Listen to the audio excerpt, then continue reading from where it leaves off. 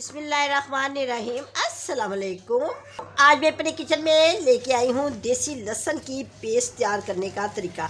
ये मेरे पास देसी लहसुन है, देखिए कितना प्यारा खूबसूरत सा लहसुन है।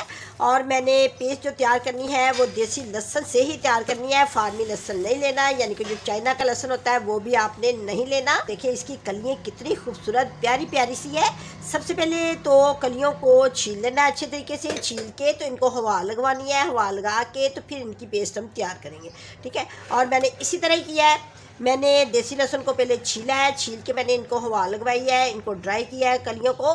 और अब मैंने दो तरह से इनकी पेस्ट तैयार करूँगी। एक मैं करूँगी सिरके वाली, ये देखिए मेरे पास सिरका है और मैंने ये सिरका लिया है, ये बाज़ार से आसानी के साथ मिल जाता है और बहुत सस्ता भी मिलता है। तो ये मैंने लिया है आधी प्याली, ठीक है, आधी प्याली। ये जो लहसुन मैं बनाऊंगी इसकी पेस्ट सिरके वाली, ये हम कबाब में भी डाल सकते हैं, शामी कबाब, जबली कबाब, और इसको नूडल्स में, यानी कि इससे हम बहुत सारी अपने खाने तैयार कर सकती हैं। इससे हम हर तरह के सीख कबाब तैयार कर सकती हैं। बारबेक्यू टिक्के जो बनाती हैं उसमें भी डलता है, तवा टिक्का कढ़ाई, खटी खटी कढ़ाई पसंद करती हैं उसमें डलेगा, गार्लिक ब्रेड में डलेगा सिरके वाला। ये बहुत ही अच्छा लहसुन पेस्ट तैयार हो जाएगी।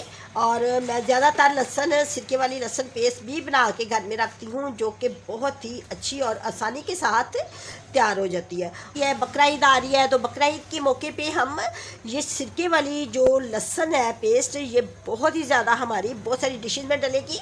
यानी कि हमने जितने भी हर किस्म के कबाब्स बनाने हैं, सीख कबाब, चपली कबाब बनने हैं, टिक्का कबाब, उसमें भी डलेगी, कढ़ाई में डलेगी, नूडल्स में डलती है, बच्चे गार्लिक ब्रेड खाती हैं उसमें भी ये डलेगी। अब आगे दूसरी है मेरे पास, ये देखें, ये भी मैंने छीली है लहसुन, बहुत ही खूबसूरत प्यारी प्यारी सी देसी लहसुन छीली है। इसकी भी मैं एक जार तैयार करूँगी और उसमें मैं डालूँगी ये सरसों का ऑयल। ये भी मैंने आधी प्याली ली है, तो आपके घर में जो सा भी ऑयल है आप वो ही ले सकती हैं, लेकिन मैंने इसके लिए सरसों का ऑयल लिया है। इसके साथ इसकी पेस्ट बहुत ही खूबसूरत, बहुत ही अच्छी तैयार होगी और जल्दी तैयार होगी। और दो किस्म की मैं आपको पेस्ट बना के दिखाऊंगी, ठीक है।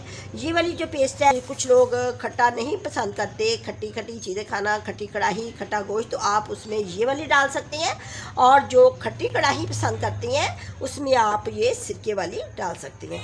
दोनों ही पेस्ट बना के रख लें बकरा ईद के मौके पे। और जहाँ भी आपको कबाब बनाने हों या सीख कबाब बनाने हों या आपने टिक्के तैयार करने हों, टिक्कों के लिए ख़ास तौर पे तो आपने सिरके वाली लेनी है लहसुन पेस्ट, ठीक है। चलिए अब हम स्टार्ट करते हैं इसको बनाने के लिए।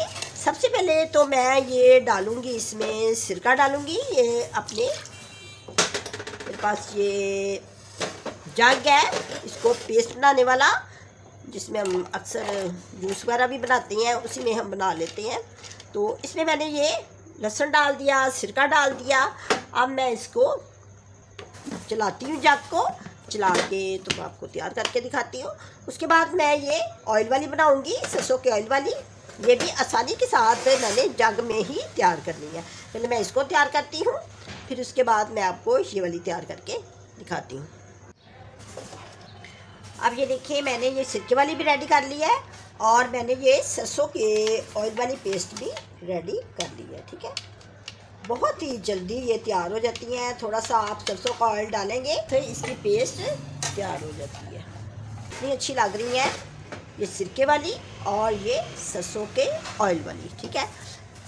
अब मैंने ये जो डालनी है सिरके वाली, इसकी मैंने ऊपर लिखा है विनीगर गार्लिक, ये मैं इसमें डाल दूँगी। ये देखिए कितने खूबसूरत जार हैं, बहुत प्यारे। इनके ऊपर आप इसी तरह लिख लें तो आसानी के साथ फिर पता चल जाता है कि कौन सी पेस्ट किस में है। और ये है ऑयल गार्लिक, ठीक है, ये मैं ऑयल गार्लिक इसमें डाल दूँगी। और ये जो विनीगर गार्लिक है वो मैं इसमें डाल देती हूँ, ठीक है।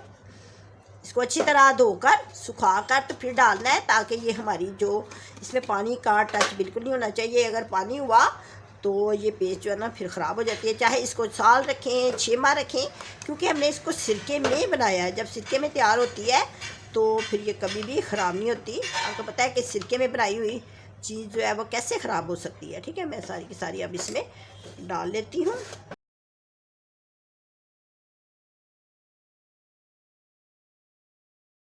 अब अब हम बकरा ईद पे आसानी के साथ अपनी डिशेस को तैयार कर सकते हैं। और जो कुछ भी आपने अपने किचन में पकाना है, चाहे आप सिरके वाली यूज़ कर लें गार्लिक, चाहे ऑयल वाली यूज़ कर लें, दोनों का जायका बराबर ही होगा। और आसानी के साथ जो सिरके वाली है वो तो सबसे ज़्यादा आसानी के साथ तैयार हो जाती है। सिरका जो कि सस्ता भी आता है, और गार्लिक आप जितनी ज़्यादा बनाना चाहे बना सकती है, इसमें कोई मुश्किल नहीं होगा। और इसे लॉन्ग टाइम के लिए भी सेव करके रख सकती हैं, ये बिल्कुल ख़राब नहीं होती। चाहे 6 माह रखें, साल रखें, इससे भी ज़्यादा रखें, क्योंकि ना सिरका ख़राब होता है ना ही ऑयल ख़राब होता है। तो सिरके वाली जो आपने बनाई है वो कभी भी ख़राब नहीं होगी गार्लिक, और ना ही ऑयल वाली ख़राब होगी।